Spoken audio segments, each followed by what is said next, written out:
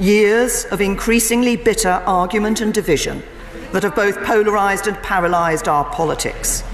We can move on, move forwards, and get on with the jobs we were sent here to do, what we got into politics to do.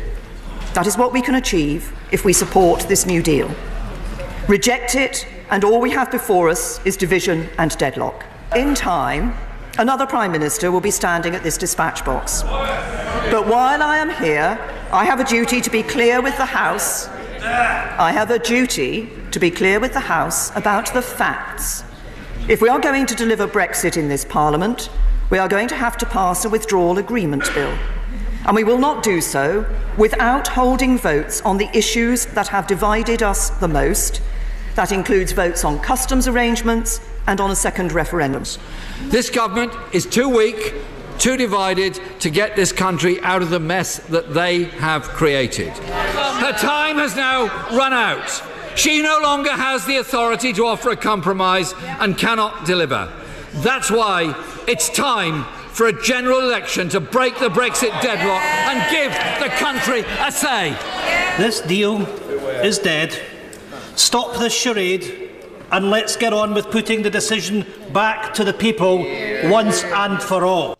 Anybody that thinks that the actions of Theresa May over the past year or so regarding European Union negotiations are in fact sincere and genuine and are the actions of a woman that's clearly out of her depth, then I think you really need to reassess the situation at play here. That dog and pony show, 100% absolute farcical BS that we are witnessing here, and her questionable and somewhat ludicrous actions over the past few years are the actions of a woman that's been paid heavily to do just that. She might very well come across as a bit of a laughingstock to the public and might go down as the worst PM in history, as many are starting to spout the line of. But at the end of the day, that's no skin off her nose. She's been paid heavily from somewhere in order to carry out exactly the plan that was drawn up before the referendum was even cast. And here we have the latest episode of the Dog and Pony Show.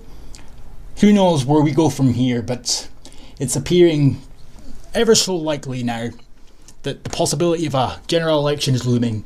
And if that comes into effect, the chances of that being over anytime soon would be slim. Some are saying round about September, near enough October, and it just so happens that our extension is till October. So imagine my shock. How convenient, as they say.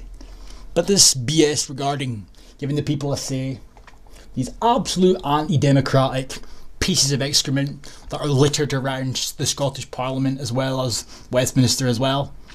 And the only reason that they look somewhat justified in what they're doing and have been doing is because of Theresa May's completely attempts at negotiations. Theresa May's Theresa May's complete and utter shit show that we've all been forced to endure. If it wasn't for Theresa May gifting them ample boxes of ammunition to keep throwing about the place and to prove their point, they would just look like anti-democratic crybaby left-wingers.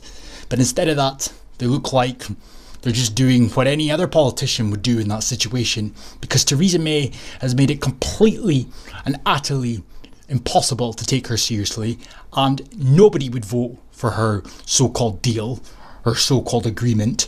And of course, these people would all vote against it regardless of how good the deal was, but it just so happens that it's a shit deal, so it makes it look all that better for the crybaby lefties in question.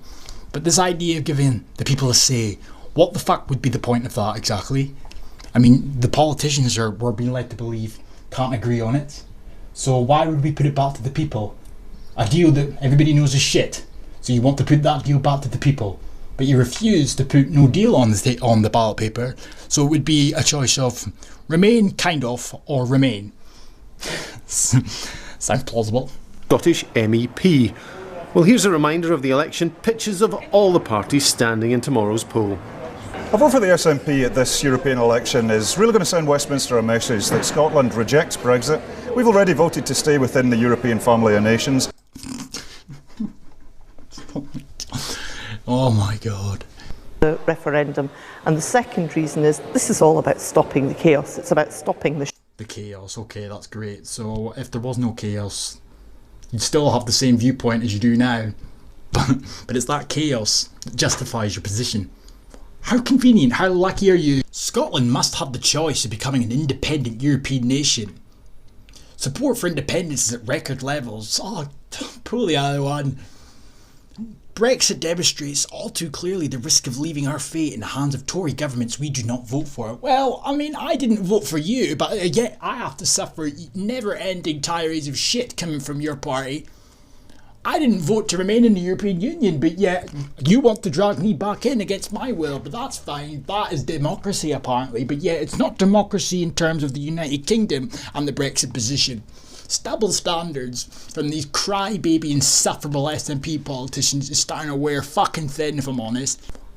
And we want to say that as Greens we want to remain and rebel. Well, that's great. Why are you standing here advocating for a campaign regarding the European elections? Have you not got climate change and global warming to think of? Why are you standing there acting as if there's nothing actually happening in the big bad world regarding our impending doom? Is it just me, or is this not the action somebody that knows full well that the climate change that they speak of is in fact utter shit? Not to suggest that climate change isn't in fact a reality, but the man-made variation that they speak of, one does have to wonder, especially when they've got the time to stand here and in the midst of a climate emergency, they've got the time to stand here and put their attention elsewhere and rebel. Oh yeah, get fucked. Regardless of whether or not the Brexit Party gains a significant amount of seats and or the SNP or Lib Dems or whomever it may be, it's a European election at the end of the day.